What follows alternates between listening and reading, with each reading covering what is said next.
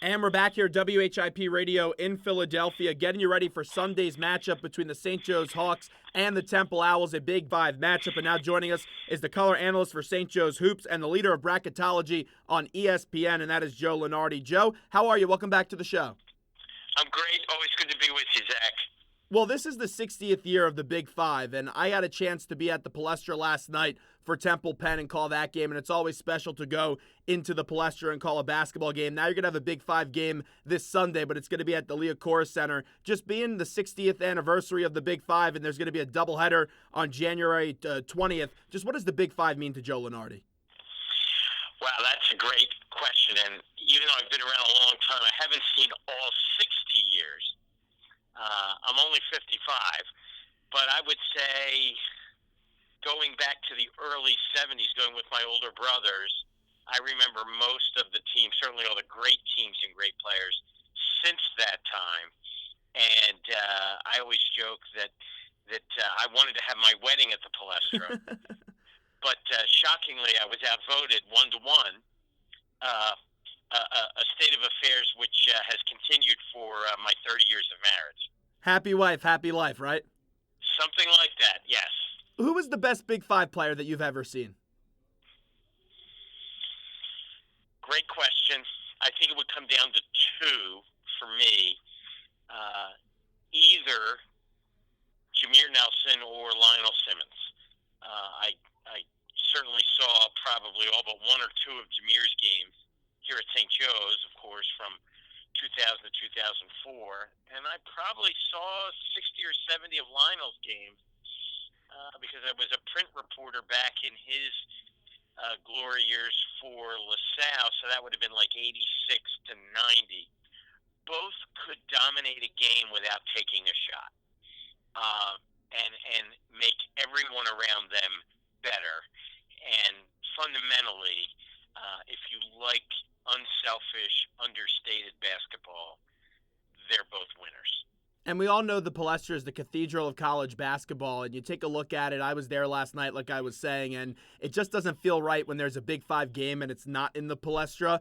What makes the Palestra just so special to you, being someone that has covered so many games in there? I think it starts with just the noise, the way the sound echoes and reverberates throughout the building. People joke it could be 2,000 people and it sounds like 20. And they think it's an exaggeration, but it's not.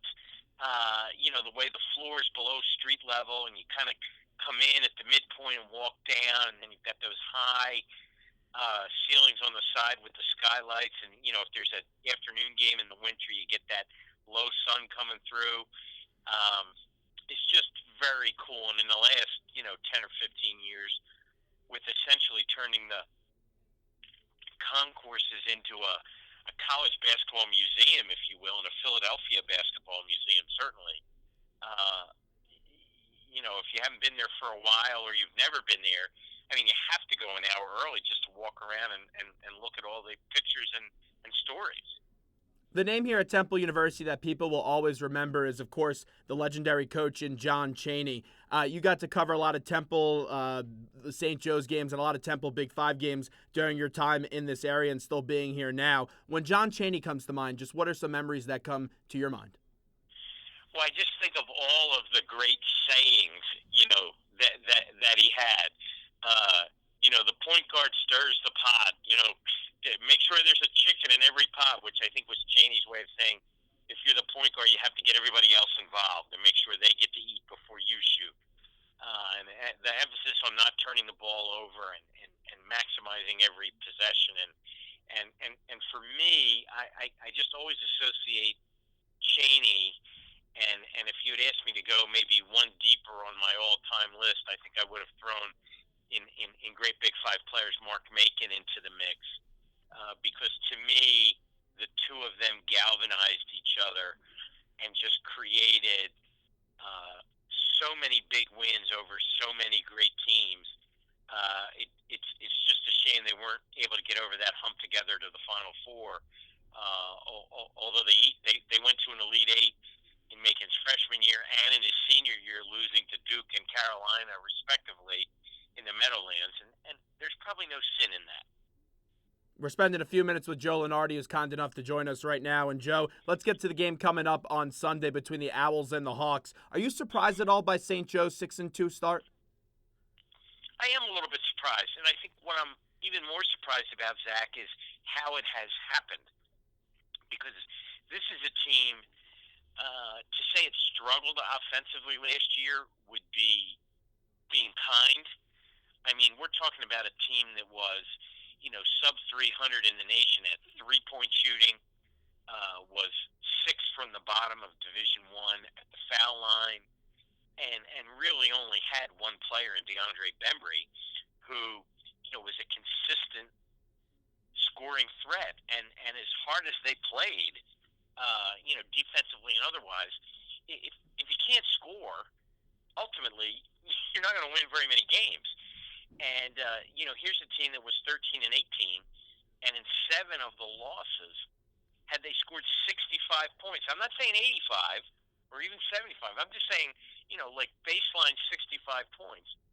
That could have swung 7 games. So the fact that some of the players from last year, particularly Isaiah Miles and James Demery, have emerged as really consistent scoring threats, it has been a pleasant surprise for me. I thought there'd be more balance. Frankly, I thought there'd be better offense. I thought there'd be some more in the winning department, but I don't think I would have thought 6-2. What makes a Big 5 game? It always feels like those games always turn out to be pretty close. Because last night, I think Temple's a better team than Penn, but that came down to the wire. And even last year, if you remember, St. Joe's actually knocked off Temple when Temple, I thought, was the better team going into that one. Temple was the better team, but they weren't at that point of the year yet, right? I think Bond had just come back. You're right. The other 2 guys weren't yet eligible. It was at this time of the year at Hagen, and it was a 1-point game at the buzzer, right? Yeah, DeCozy got called for something questionable at the end, if I remember correctly. Yes, I remember that. I remember agreeing 100% with that call. No, I actually don't remember the play, but I just remember that it was close. You know what I think it is? I think it's the familiarity of the coaches with each other and what they do. I mean, is Steve Donahue going to surprise Fran Dunphy? No. And vice versa. Phil Martelli and Fran Dunphy spend like 50 days a year together doing coaches versus cancer work. You think they're going to be surprised if one of them, I think they're going to play a 1-3-1 half-court trap. Well, these guys have seen it all before, and that just makes the game closer. And by and large, with the exception of a few periods when we've had a dominant team in the city over a period of time, like the great Cheney teams, like the Jameer team, like Villanova right now, they're usually 50-50 games. And I suspect Sunday will be more of the same. What do you think Dunphy's game plan is going to be going up against DeAndre Bembry? Because if they can't stop him, they don't have a shot in this one. Well, it's interesting with Bembry because he's another one of those guys that doesn't necessarily have to score to be the best player on the floor. The Hawks last week won a game at Columbia, which normally you would not put in the right home to mom about category. But Columbia's picked second in the Ivy League. They're a veteran team; they can really shoot. And Bembry was 0 for 7 in the first half, but he had 8 assists and I think 6 rebounds, and was the dominant player on the court. And he didn't score a point, and the Hawks won 80-78 because when it mattered at the end, he scored 9 in a row, and that was that. Dunphy's great at taking away another team's best option, and of course that would work exceptionally well against the Hawks last year. But now, like we talked about, there are other guys, who can step up. In the Columbia game, Aaron Brown had 26 points. Against Florida, Demery had 17 points in the first half. I mean, the Hawks just did not have that kind of firepower a year ago, even though it was already on the roster. It just hadn't come into its own yet. So I think he'll certainly try to run the ball out of DeAndre's hands, mostly so he can't make plays passing, because he's not shooting a great percentage yet. And I think at the other end, Temple's bigger, longer, more muscular, some nice slashers, plus Echinoye, if he has a good game and isn't in foul trouble. The Hawks don't really have anybody one-on-one that can match So I think Temple will play to its strengths. We're spending a few more minutes with Joe Lunardi, who joins us right now, the color analyst for St. Joe's Hoops, and of course the leader for bracketology on ESPN. This St. Joe's team last year, they were very inexperienced because they lost those 3 senior players, and this year Temple lost 2 senior players from a year ago in a Will Cummings and Jesse Morgans. Do you see any similarities between the Temple team this year and the St. Joe's team last year?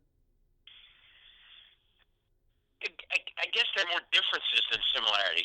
Like Temple did not return a single, you know, high-end player like Bembry, but they had a lot. They have a lot more balance than the Hawks did last year, and they still have a fair amount of experience. I mean, DeCozy's been around forever. Bond's a fifth-year guy. Even Devin Coleman, has some Division I experience in the ACC. Dingle's been around a long time. Devontae Watson's been around a pretty long time. So I still think what Temple returns is deeper and stronger than what the Hawks returned a year ago. I just don't know if Temple has that one guy. Although on a given night, because he went off against Penn and other guys can do it. I'm guessing that Temple's not where it wants to be yet offensively. I'm just so thrilled to have college basketball back, but when you take a look around the nation, what are some of those top storylines that you pay attention to as you get ready for your preparation with the bracketology that will later come later on in the season? Yeah, it's starting to heat up. I think I'm looking at the top of 2 leagues kind of as a focal point heading toward conference play. In the ACC, you've got Duke and Virginia and Carolina, all legitimate, not like dark horse, legitimate national championship contenders, and in the 3 of the top 10 teams in the country. And the same can be said about the Big 12. I think with Kansas and Iowa State, and of course now Oklahoma, and Villanova fans got a close and personal look at that earlier in the week, getting blown out by Oklahoma over in Hawaii.